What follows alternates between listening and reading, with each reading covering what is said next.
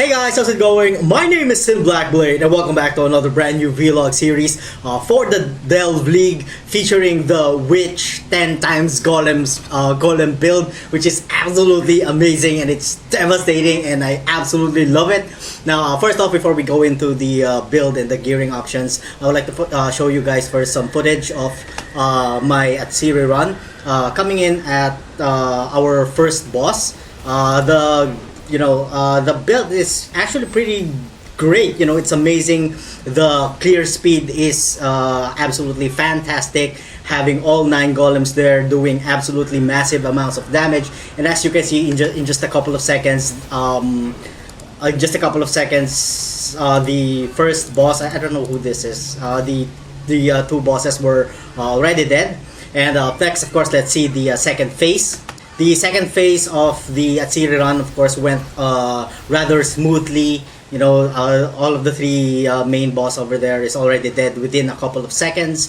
And then finally, we get into Atsiri herself. Now, when it comes to Atsiri, there's really no major problems. The build is rather capable of doing Atsiri runs with the occasional parts of the golems dying due to Atsiri's reflect, but that's okay. What you need to do is you just resummon the number of golems that have actually died, and then it's actually really fast. If you're planning to do speed runs when it comes to Atsiri, I think this is one of the most safest builds that you can go. Of course, it's still debatable. You can still go with a lot of other builds out there, which is far more efficient and far more faster. But if you want something that's really safe, and if you're kind of new into the game and you want to do Atsiri runs, going with a Witch Golem build is the way to go. And finally, we're gonna go into the highest tier level map that I have done so far. I think I could go farther than T13. It's just that I didn't do higher because I was actually enjoying the Delve League and I was going into the Delve mines a lot more. In fact, I just go into maps in order to get some Voltaxic Sulfite. Is that Voltaxic Sulfite? In order for me to go into the Delve mines and do Delve stuffs. I've almost spent most of the time just doing Delve maps. But yeah, let's go into the T13 maps. Now the clear speed is actually just average. It's not uber fast, but it's fast enough for you guys to maybe finish a map at around 4 or 5 minutes, depending on how much loot you want to pick up. Usually I pick up certain stuff which I think that I could sell for a couple of C's. Other than that, the clear speed is actually pretty above average, I would say. Now, coming in at the boss fight itself, it is particularly fast, still above average when it comes to kill rate. There's really no problems that I've experienced while playing it. You do need some damage mitigation, which we will go into later. If you saw over there, I almost got one shot, but thanks to Immortal Call, I wasn't.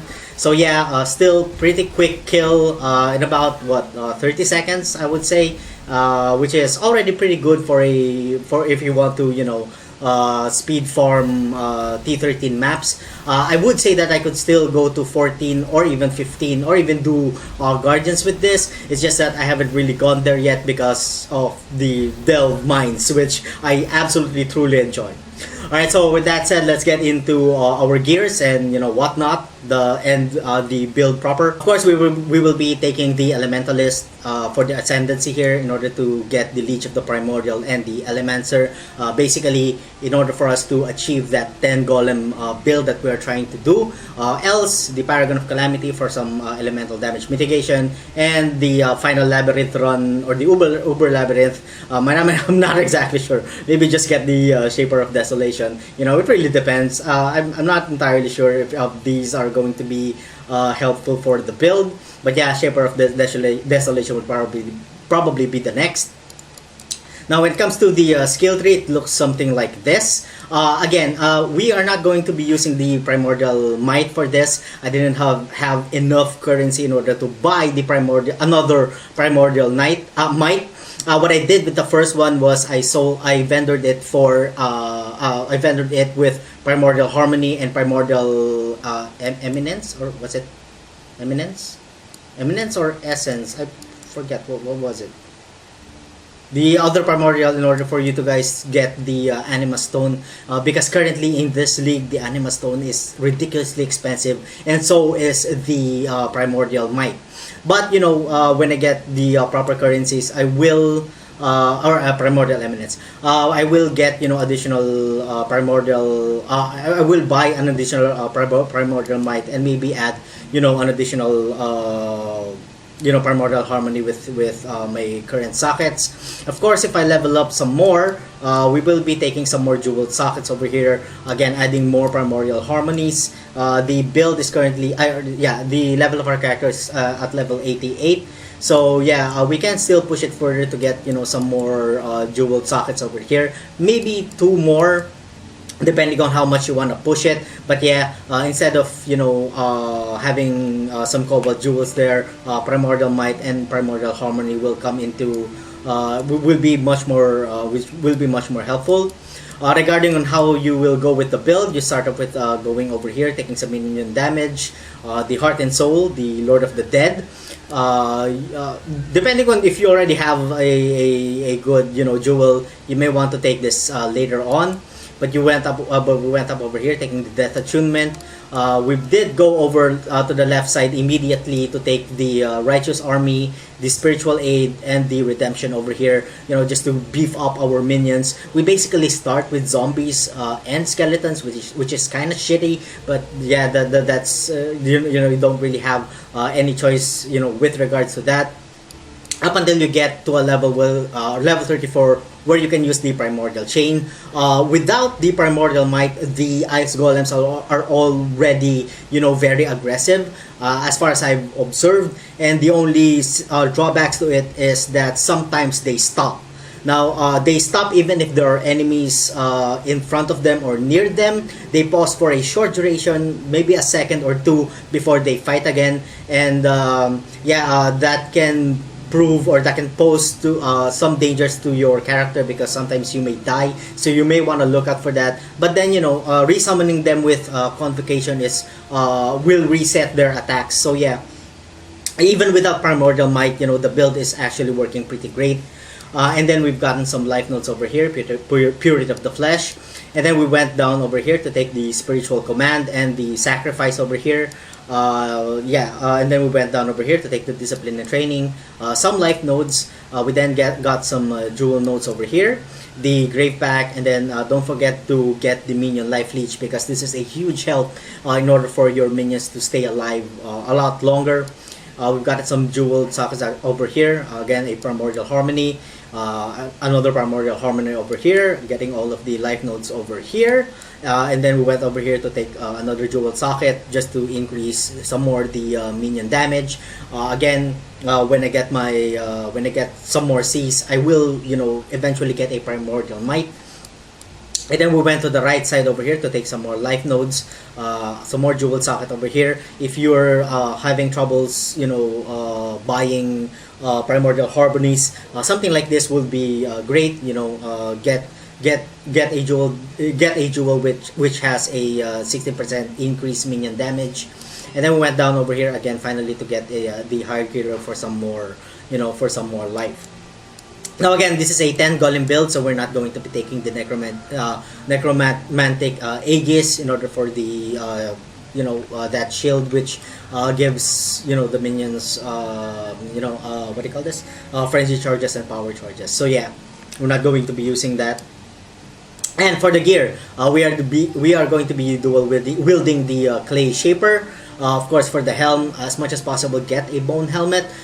If you can, get a +2 minion skill gems if you can, but it's a little bit expensive. So yeah, be prepared to spend some C's in there, because what's going to be attached there is a summon flame golem, which is going to be attached to a culling strike, which will also be attached to item rarity and then minion damage support over there, or greater multiple projectiles. It really depends, up to you. But the important part there is for them to be able to cull the enemy to trigger the item rarity, so that you can have more quality loot.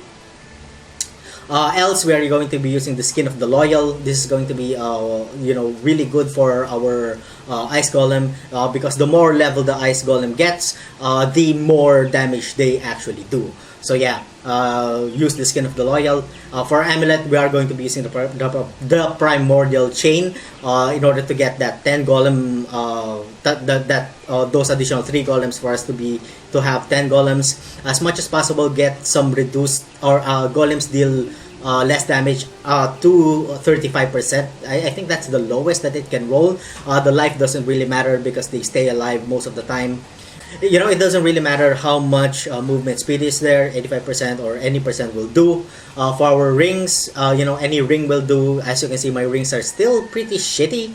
It's just life and then some resistance over there, and then if you can get some dexterity, because the Ice Golem requires a little bit of dexterity at 96 over there, so you could get it in your rings. If not, you could get it over here, on the skill tree itself. But for me, I'd rather get the points, or allocate the points into something much more useful, like getting maybe some more minion damage over here, and maybe some more life if you feel like your golems are dying too much. That'll be good too.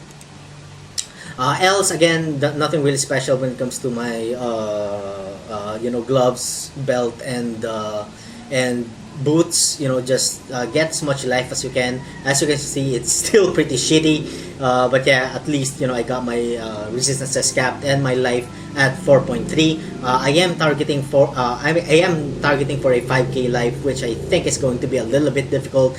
We'll need to get almost near perfect gear, which is very, very expensive. Or if you're lucky with your drops too, that'll be great. Now, for what's going to be attached to our Ice Golem, that's going to be attached to minion damage, multi-strike, melee physical, ruthless, and then for your final skill gem, I would highly suggest Empower, because again, a level 4 Empower would greatly increase the level of your Ice Golem, which will greatly increase their damage. But it's so expensive right now in the Delve League, so yeah, if you can't, like me, I can't do it, or I can't purchase one, just choose Hypothermia instead. That's going to be fine. Flame Golem will be attached to minion damage, culling, strike, and item rarity. We do have Immortal Call attached to CWDT and then increased duration. We have Hatred for one of our auras attached to Generosity. That's again going to greatly improve their damage. We have Vulnerability here for our Curse attached to Curse on Hit, Ball Lightning, and Greater Multiple Projectiles. Now, they are already doing a significant amount of damage, so this, you might want to experiment with adding either a Chaos Golem for some more damage mitigation, or if you want some life regeneration, you can add another Stone Golem if you want to. That'll be good too. Of course, attach it to a culling strike skill gem, so that with item rarity, so that you could have more quality of items dropped by monsters.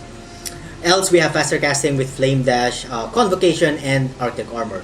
You can use Convocation on your CWDT, but I don't really recommend that, because sometimes you get into a situation where you're in a place where you want to resummon your golems in order for them to take the damage or to tank the damage in front of you.